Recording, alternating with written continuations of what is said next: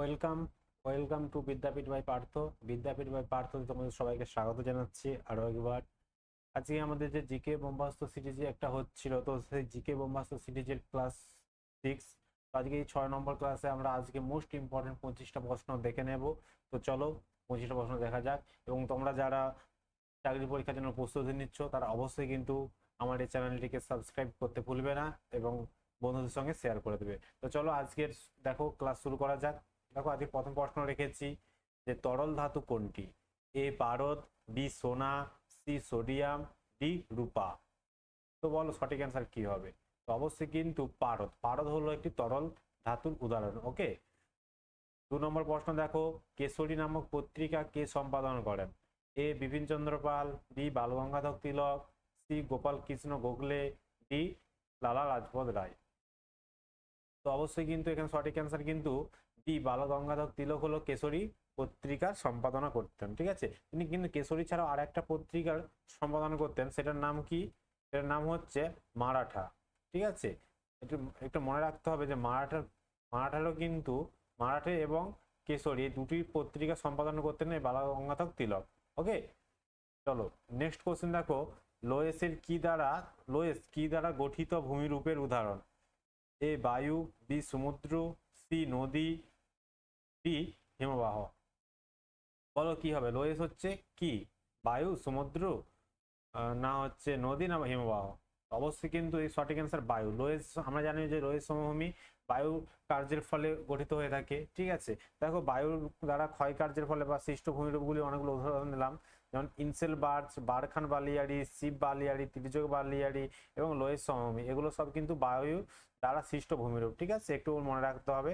4 নম্বর প্রশ্ন দেখো, কংগ্রেসের সুরাট অধিবেশন কত খ্রিস্টাব্দে হয়েছিল? এখানে চলে আসছে অলরেডি যে 1905, 1907, 1908 না 1906। তো অবশ্যই কিন্তু কংগ্রেস অধিবেশন হয়েছিল 1907 সালে। আমি পাশে কিন্তু লিখেই দিয়েছি, দেখো 1907 সালে কংগ্রেসের যে সুরাট অধিবেশনে দুটো ভাগে ভাগ হয়ে গেল, একটা নরমপন্থী একটা চরমপন্থী। মনে রেখে দেবে, প্রশ্ন কিন্তু এখান থেকে আসে যে কোন অধিবেশনে নরমপন্থী এবং চরমপন্থী ভাগে দুটি ভাগ হয়ে গিয়েছিল কংগ্রেস। তো সেটা কিন্তু সুরাট অধিবেশন 1907 সালে। ঠিক আছে, দেখো শ্বাসমূল নিচে কোন উদ্ভিদে দেখা যায় না? ভালো করে বলছে, দেখা যায় না বলেছে। হ্যাঁ, অনেক ক্ষেত্রে দেখা যায়, আমরা এটুকু পড়ে উত্তর করে দিলাম, কিন্তু দেখো নিচে দেখা যায় না বলা আছে। এ কুচুরিপানা, বি সুন্দরী, সি গৌরান, ডি গেওয়া। তো এক্ষেত্রে কিন্তু সঠিক অ্যান্সার এ কুচুরিপানা। কুচুরিপানা হলো সাজমূল। সাজমূল দেখা যায় না কুচুরিপানা। বা সুন্দরী গান, গড়ান বা গেওয়া গাছগুলো ম্যানগ্রোভ অরণ্য। তো ম্যানগ্রোভ অরণ্য জানি আমরা যে সাজমূল দেখা যায়। ঠিক আছে, দেখো লিখিয়ে দিয়েছি যে সাজমূল হলো মূলত ম্যানগ্রোভ উদ্ভিদে দেখা যায়। আর কচুরিপানা তো ম্যানগ্রোভ নয়, কচুরিপানা আমাদের ডোবা, আমাদের পুকুরে আমরা দেখতেই পাই সাধারণত। আচ্ছা, দেখো তারপরে 6 নম্বর প্রশ্ন, পেশোয়া শব্দের অর্থ কি? এ পুরোহিত, বি প্রধানমন্ত্রী, সি সেনাপতি, ডি রাজা। বলো সঠিক অ্যান্সার কি হবে? সঠিক অ্যান্সার কিন্তু প্রধানমন্ত্রী। পেশোয়া শব্দের অর্থ কিন্তু প্রধানমন্ত্রী। এই সমস্ত প্রশ্নগুলো কিন্তু পিআইকিউ একটা প্রশ্ন, বিভিন্ন পুলিশের পরীক্ষায় আসা প্রশ্নগুলোকে আমি জিকে বোম্বাস্তের মাধ্যমে তোমাদের সামনে আলোচনা করি। ঠিক আছে, তো তোমরা কিন্তু শেষ পর্যন্ত ক্লাসটা অবশ্যই দেখো।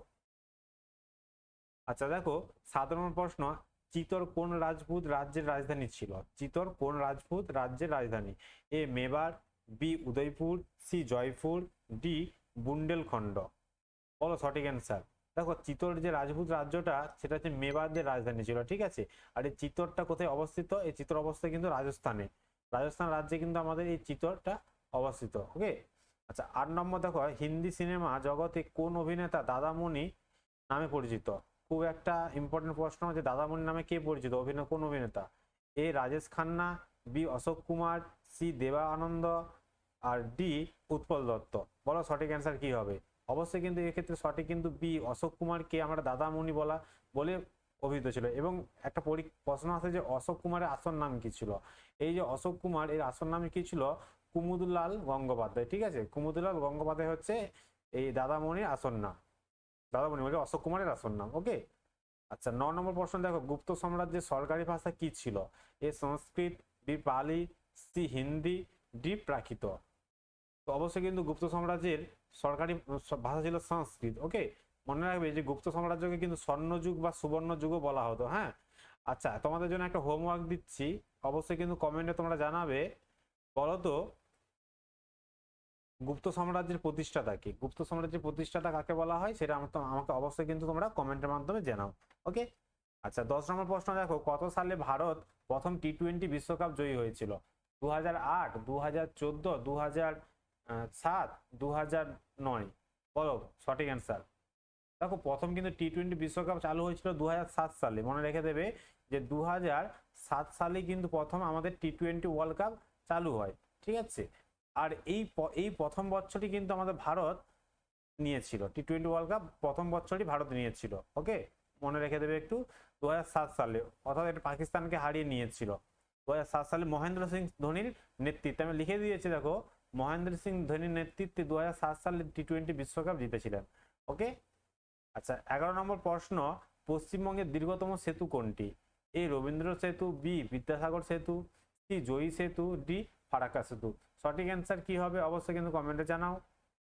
তো দেখো পশ্চিমবঙ্গের দীর্ঘতম সেতু বললে অবশ্যই কিন্তু আমরা জয়ী সেতু সঠিক অ্যান্সার করব। তো জয়ী সেতু হচ্ছে পশ্চিমবঙ্গের দীর্ঘতম সেতু। এটা কিন্তু দেখো পৃথিবীর বলছি পশ্চিমবঙ্গের দীর্ঘতম সেতু, এবং যেটি দেখো এখানে লেখা আছে মেঘলিগঞ্জ এবং হলদিবাড়ি ব্লকের সংযোগকারী, মানে এই দুটো অঞ্চলকে অ্যাড করেছে ওরা, ঠিক আছে। এবং এটা কোন নদীর তীরে অবস্থিত? পরীক্ষায় আসে যে কোন নদী বলছে তীরে, বলছে এটা কোন নদীতে অবস্থিত? তিস্তা নদীর উপর নির্মিত, ঠিক আছে। জয়ী সেতুটা তাহলে কি তিস্তা নদীর উপর একটা নির্মিত, এটা হচ্ছে উত্তরবঙ্গের একটা নদী।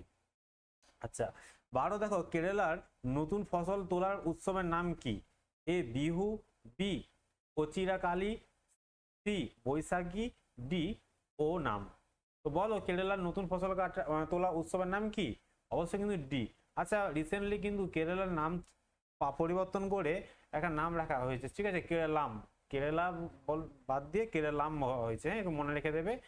দেখো কেরালায় হচ্ছে দুটো আমরা যে মানে নৃত্য দেখতে পাবো, ঠিক আছে, শাস্ত্রীয় নৃত্য, যেটার নাম হচ্ছে একটা কথা করলে, একটা হচ্ছে মোহিনীআট্টম, ঠিক আছে। এটা কেরালা রাজ্যের একটা মানে আমাদের নৃত্য, ফেমাস নৃত্য, পরীক্ষায় কিন্তু প্রচুর পরিমাণে প্রশ্ন আসে। আর আমি কিন্তু এই নৃত্য সম্পর্কে একটা ভিডিও দিয়ে রেখেছি, অবশ্যই দেখবে তোমরা। আচ্ছা 13 নম্বর প্রশ্ন, সেলিম আলী কিসের জন্য বিখ্যাত? এ ভূতত্ত্ববিদ্যা, বি পক্ষী বিষয়ক বিদ্যা, সি মহাকাশ বিজ্ঞান, ডি রেশম গুটির চাষ?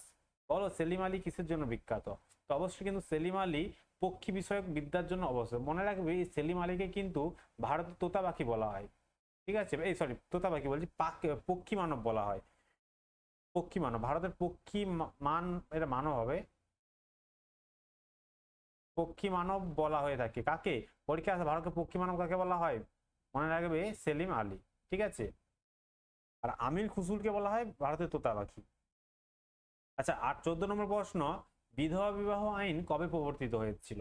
এ 1856, বি 1860, সি 1858, আর ডি 1854?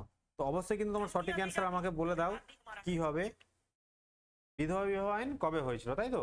তো অবশ্যই এখানে সঠিক অ্যান্সার কিন্তু 1856 হয়েছিল। মনে রাখবে এটা কে করেছিল? দেখো 1856 সালে 7 ডিসেম্বর ঈশ্বরচন্দ্র বিদ্যাসাগরের জন্য কিন্তু বিধবা বিবাহ আইন হয়েছিল। এবং সেই সময় তৎকালীন সময় কে গভর্নর জেনারেল ছিলেন? না লর্ড ডালহৌসি। এই প্রশ্নটা কিন্তু আসে যে বিধবা বিবাহ কবে হয়, এটা তো অবশ্যই তোমাদের মনে রাখতে হবে। তার সঙ্গে একটা প্রশ্ন চলে আসে যে যখন বিধবা বিবাহের আইনটা রদ হয়েছিল, চালু হয়েছিল, তখন সে সময় তৎকালীন গভর্নর জেনারেল কে ছিলেন? অবশ্যই কিন্তু সঠিক অ্যান্সার লর্ড ডালহৌসি। ওকে, আচ্ছা এই সমস্ত নোটগুলো যদি পেতে যাও অবশ্যই কিন্তু আমাদের টেলিগ্রাম চ্যানেলে যুক্ত হয়ে যাও, সেখানে আমি এই ভিডিও লিঙ্ক বলছি, আমি নোটস পুরো ফ্রিতে দিয়ে দেবো। ওকে, এবং পিডিএফ আকারে দিয়ে দেবো যাতে তোমরা প্রিন্ট আউটও করে নিতে পারো। আচ্ছা 15 নম্বর প্রশ্ন, সৌরজগতের শীতলতম গ্রহের নাম কি? ভেরি একটা ইম্পর্টেন্ট প্রশ্ন। এ নেপচুন, ডি বৃহস্পতি, সি বুধ, ডি প্লুটো? এটা প্লুটো হবে, বানানটা একটু ভুল হয়ে গেছে। তো অবশ্যই কিন্তু শীতলতম গ্রহ বললে, দেখো তার আগে আমি একটু জেনারেল কনসেপ্টটা এখানে দেখো, আমরা এখানে সূর্যকে ধরলাম, আমরা জানি আমাদের সৌরজগতে মোট কটা গ্রহ রয়েছে? 8টা গ্রহ, আগে 9টা ছিল, প্লুটোকে বাদ দেওয়া হয়ে গেছে। তো এই 8টা গ্রহের মধ্যে আমরা জানি যে সূর্যকে ঘিরে সমস্ত গ্রহগুলো আছে, তাই না? তো এখানে আমরা 8টা গ্রহ আছে, ওটা হলো 1 2 3 4 5 6 7 8। তো এরকম আমাদের সৌরজগৎ, এটা সূর্য। তো প্রথম যে গ্রহটা এখান থেকে প্রশ্ন আসে যে প্রথম গ্রহের নাম কি? তো মনে রাখবে আমাদের সৌরের যে সবার সামনের যে গ্রহ, সূর্যের সবার সামনের গ্রহের নাম কি? না বুধ, ঠিক আছে। বুধর পরে যে আছে সেটা হচ্ছে শুক্র। তো দেখো এখান থেকে একটা প্রশ্ন মনে রাখবে যে সবচেয়ে ছোট গ্রহ হচ্ছে সৌরজগতের বুধ, এবং দ্রুততম গ্রহ, সবচেয়ে দ্রুততম গ্রহ বুধ। আচ্ছা, আর উষ্ণতম গ্রহ যদি নাম বলে সেটাকে আমরা এই শুক্র গ্রহকে বলবো উষ্ণতম গ্রহ, ঠিক আছে। এই জানো, তোমরা কি জানো যে এই শুক্র গ্রহ আমরা দেখতে পাই আমাদের পৃথিবী থেকে? দেখবে সন্ধ্যাবেলা যে একটা তারা ওঠে না, যেটাকে আমরা সন্ধ্যা তারা বা শুক তারা বলি, ওটাই হচ্ছে আমরা এই শুক্র গ্রহকে দেখতে পাই, ঠিক আছে। তারপরে কিন্তু আমাদের পৃথিবী রয়েছে, ওকে। আচ্ছা, আমি এই রিলেটেড একটা ভিডিও দেবো, তাও আমি বলে দিচ্ছি। মনে রাখবে এই শুক্র আর পৃথিবী হচ্ছে যমজ গ্রহ বলা হয়, শুক্র এবং পৃথিবীকে কি বলা হয়? যমজ গ্রহ, ঠিক আছে। তারপরে মঙ্গল গ্রহ আছে, আমরা সবাই জানি লাল গ্রহ, মঙ্গল গ্রহকে বলা হয় লাল গ্রহ। তারপরে আছে কি বলো? বৃহস্পতি, সবচেয়ে বড় গ্রহ। তারপর আছে শনি, তারপর হচ্ছে ইউরেনিয়াস, তারপর হচ্ছে নেপচুন। এবারে দেখো সূর্যের যেহেতু অনেক দূরে আছে 8 নম্বর গ্রহ, তাই সবচেয়ে শীতলতম কি হচ্ছে? তাহলে এটা কি? এটা হচ্ছে নেপচুন। তো অবশ্যই কিন্তু এই ক্ষেত্রে সঠিক অ্যান্সার হয়ে যাবে নেপচুন। তাহলে সৌরজগতের শীতলতম গ্রহের নাম কি? নেপচুন। আচ্ছা আচ্ছা, মনে রাখবি এই চারটাকে কিন্তু অন্তরস্থ গ্রহ বলা হয়, আর এই চারটাকে একত্রে বহিঃস্থ গ্রহ হয়। আমরা এই ক্ষেত্রে ডিটেলসে একটা ক্লাস আনবো সৌরজগৎ ক্ষেত্রে। তো অবশ্যই তোমরা সাপোর্ট করো। আমি সামনাসামনি একটা সৌরজগৎ সম্পর্কে একটা ডিটেলস ভিডিও নিয়ে আসবো, যেখানে আমরা প্র্যাকটিক্যাল ভাবে থিওরি পড়বো এবং এমসিকিউ আলোচনা করব, ঠিক আছে। আচ্ছা, এখানে লিখে দিয়েছি শীতলতম গ্রহ কোনটা। দেখো 16 নম্বর প্রশ্ন, কে 1905 সালে ঢাকা অনুশীলন সমিতি স্থাপন করেছিল? 1905 সালে ঢাকা অনুশীলন সমিতি কে স্থাপন করেছিল? এ কেশবচন্দ্র সেন, বি পুলিন বিহারী দাস, সি ক্ষুদিরাম বসু, ডি মাস্টারদা সূর্য সেন। তো সঠিক অ্যান্সারে কে বলো? ঢাকা অনুশীলনী কে সমিতি কে প্রতিষ্ঠা করে? অবশ্যই কিন্তু পুলিন বিহারী দাস, ঠিক আছে।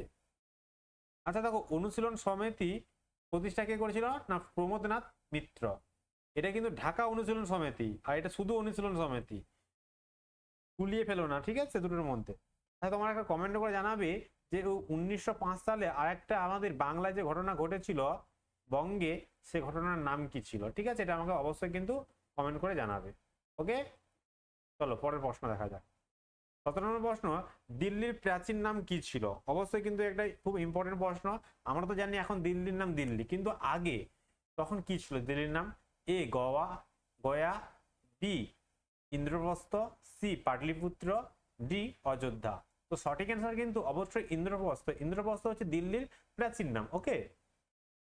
আচ্ছা, দিল্লি কোন নদীর তীরে অবস্থিত? ডিরেক্ট প্রশ্ন দিয়ে দেয়, দিল্লি কিন্তু যমুনা নদীর তীরে অবস্থিত, এবং আমাদের ভারতবর্ষের রাজধানী আমরা সবাই জানি দিল্লি, ঠিক আছে। 18 নম্বর প্রশ্ন, হুতুম পেচার কার ছদ্মনাম? A Kaliprasanna Singha, B Ishwarchandra Vidyasagar, C Saratchandra Chattopadhyay, D Michael Madhusudan Dutta. বলো সঠিক অ্যান্সার কোনটা হবে? হুতুম পেচা কার ছদ্মনাম? অবশ্যই কিন্তু এই প্রশ্নটা ইম্পর্টেন্ট রয়েছে। তো সঠিক অ্যান্সার কিন্তু অবশ্যই কিন্তু আমাদের কালীপ্রসন্ন সিংহ। কালীপ্রসন্ন সিংহকে বলা হয় থাকে হুতুম পেচার নকশা, মানে উনি এই ছদ্মনামে লেখালেখি করতেন, ওকে। আচ্ছা দেখো, আমি পাশে কতগুলো ছদ্মনাম দিয়েছি। যেমন বঙ্কিমচন্দ্র চট্টোপাধ্যায় ছদ্মনাম ছিল কি? কমলাকান্ত। রবীন্দ্রনাথ ঠাকুরের ভানু সিংহ, শরৎচন্দ্র চট্টোপাধ্যায় অনিলা দেবী, কাজী নজরুল ইসলামের ধূমকেতু বা ব্যাঙাচি বা বিদ্রোহ কবি বলা হতো তাকে, সমরেশ বসু কালকুট বা ভ্রমর, ঠিক আছে।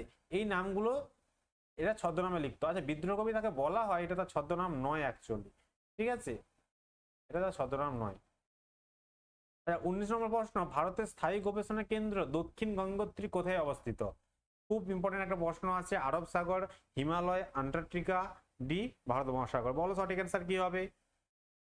দক্ষিণে গঙ্গোত্রী কোথায় অবস্থিত? অবশ্যই কিন্তু আন্টার্কটিকায়। আন্টার্কটিকায় জানো তিনটে আমাদের ভারতের গবেষণা কেন্দ্র রয়েছে, তিনটের মধ্যে বর্তমানে দুটো চলে, একটা বন্ধ হয়ে গেছে। দেখো লেখা আছে ভারতে 1981 সালে আন্টার্কটিকা অভিযান শুরু করে এবং আন্টার্কটিকার এই তিনটি স্থায়ী গবেষণা কেন্দ্র তৈরি করেছিল। তিনটার নাম হচ্ছে একটা দক্ষিণ গঙ্গোত্রী, যেটা আমি এখন কোশ্চিনে দিয়েছি, আর একটা নাম মৈত্রী এবং ভারতী। এবং এখন কিন্তু এই মৈত্রী ভারতী বর্তমানে কার্যকারী হয় থাকে, হ্যাঁ। আর এইটা বন্ধ হয়ে গেছে, দক্ষিণ গঙ্গোত্রীটা মোটামুটি বন্ধ এখন। 20 নম্বর প্রশ্ন, রাশিয়ার মুদ্রার নাম কি? রুবেল, ইউরো, কিনা, না রিয়াল? সঠিক অ্যান্সার কি হবে এক্ষেত্রে? তো সঠিক অ্যান্সার কিন্তু রাশিয়ার মুদ্রার নাম হচ্ছে রুবেল, ওকে। রাশিয়ার মুদ্রার নাম কি? রুবেল। দেখো তারপরে প্রশ্ন 21 নম্বর প্রশ্ন, যে কলকাতা মেডিকেল কলেজ কবে প্রতিষ্ঠিত হয়েছিল? আমরা সবাই জানি, অবশ্যই যারা পড়াশোনা করছে তারা এগুলো জানি, আমরা এগুলো 9-10-এ পড়ে এসেছি, সবই 9-10-এরই পড়ায়, 7-8-9-10। বলো কলকাতা মেডিকেল কলেজ কবে প্রতিষ্ঠা হয়? এ 1840, বি 1835, সি 1857, ডি 1823। তো সঠিক অ্যান্সার কিন্তু অবশ্যই কিন্তু 1835 সালে কলকাতা মেডিকেল কলেজ প্রথম স্থাপন করা হয়েছিল। ওকে, দেখো লিখে আছি 1835 সালে মেডিকেল কলেজ বেঙ্গল নামে উইলিয়াম বেন্টিং এর সহযোগিতায় প্রতিষ্ঠা করেছিল। তাহলে কে প্রতিষ্ঠা করেছিল? William Bentinck. প্রথমে নাম ছিল Bengal, medical college of Bengal. Okay, 22 নম্বর প্রশ্ন, রোহিঙ্গারা কোথাকার অধিবাসী? A Tibet, Nepal, Bangladesh, Myanmar. বলো রোহিঙ্গা কাদেরকে বলা হয়, কোন দেশের অধিবাসীরা? তো অবশ্যই কিন্তু এটা মায়ানমারদের অধিবাসীদেরকে রোহিঙ্গা বলা হয় এটাকে। ওকে, আচ্ছা 23 নম্বর প্রশ্ন, আত্মীয় সভা কে প্রতিষ্ঠা করে? ভেরি ভেরি ইম্পর্টেন্ট একটা প্রশ্ন, আত্মীয় সভা কে প্রতিষ্ঠা করে? মতিলাল নেহেরু, চিত্তরঞ্জন দাস, রাজা রামমোহন রায়, না বঙ্কিমচন্দ্র চট্টোপাধ্যায়? বলো সঠিক অ্যান্সার কি হবে? তো এক্ষেত্রে কিন্তু সঠিক অ্যান্সার অবশ্যই রাজা রামমোহন রায় হচ্ছে আত্মীয় সভা প্রতিষ্ঠা করেছিল। ওকে, আচ্ছা 24 নম্বর প্রশ্ন দেখো, কোন দেশের সংগঠন নোবেল পুরস্কার প্রদান করে থাকেন? A Sweden, B Ireland, C England, D America. সঠিক অ্যান্সার কি? সঠিক অ্যান্সার অবশ্যই কিন্তু সুইডেন। সুইডেনে কিন্তু নোবেল পুরস্কার প্রদান করা হয়ে থাকে। মনে রাখবে নোবেল পুরস্কার 1901 থেকে দেওয়া শুরু করেছিল, তখন কিন্তু 5টা বিষয়ের উপর নোবেল পুরস্কার দেওয়া হতো। তারপরে কিন্তু পরবর্তীকালে শান্তিতে নয়, অর্থনীতিতে যোগ করা হলো। দেখো আমি লিখে দিয়েছি এখানে যে 1901 নোবেল পুরস্কার প্রদান করা শুরু হয়, প্রথমে 5টি ক্ষেত্রে নোবেল পুরস্কার দেওয়া হয়, তারপরে 1969 সালে অর্থনীতিতে নোবেল পুরস্কার প্রদান করা শুরু করে। ঠিক আছে, সে থেকে বর্তমানে 6টি ক্ষেত্রে নোবেল পুরস্কার দেওয়া হয়। মনে রাখবে এই 5টি ক্ষেত্রে, আচ্ছা এখানে অর্থনীতিতে কিন্তু নোবেল পুরস্কার অন্য দেশ দেয়। ঠিক আছে, অর্থনীতি নয়, এটা শান্তিতে। আচ্ছা 25 নম্বর প্রশ্ন, ভারতের ক্রীড়া প্রশিক্ষকদের সর্বোচ্চ পুরস্কারের নাম কি? আজকে শেষ প্রশ্ন, বলো সঠিক অ্যান্সার কি হবে? আমাদের যে যারা কোচ হয়, প্রশিক্ষক মানে যে কোচ, সেই কোচেদের যে সম্মান দেওয়া হয় তার নামটা কি? এ কালিদাস সম্মান, বি অর্জুন পুরস্কার, সি দ্রোণাচার্য পুরস্কার, ডি রাজীব গান্ধী খেলরত্ন পুরস্কার। তো সঠিক অ্যান্সার এক্ষেত্রে কিন্তু দ্রোণাচার্য পুরস্কার হয়ে যাবে সঠিক অ্যান্সার। ঠিক আছে, আচ্ছা অর্জুন পুরস্কার খেলোয়াড়দেরকে দেওয়া হয়ে থাকে। দেখো আমাদের এখান থেকে প্রশ্ন আছে যে ক্রীড়া দিবস কবে পালন করা থাকে? অবশ্যই মনে রাখবে 29শে আগস্ট ভারতের ক্রীড়া দিবস পালন করা হয়। এটা হচ্ছে হকি কিংবদন্তি বা হকি জাদুকর মেজর ধ্যানচাঁদের জন্মবার্ষিকী উপলক্ষে তার এই দিবসটা আমাদের পালন করা হয়ে থাকে ভারতে। ঠিক আছে, তো অবশ্যই কিন্তু তোমরা সবাই ভালো থাকবে এবং ক্লাসগুলো প্রতিনিয়ত দেখবে, এবং ভালো লাগলে বন্ধুদের কাছে শেয়ার করতে ভুলবে না, এবং অবশ্যই কিন্তু সাবস্ক্রাইব করা চাই। ঠিক আছে, তো চলো পরবর্তী ভিডিওতে আবার দেখা হচ্ছে, ততদিন ভালো থাকবে। ভালো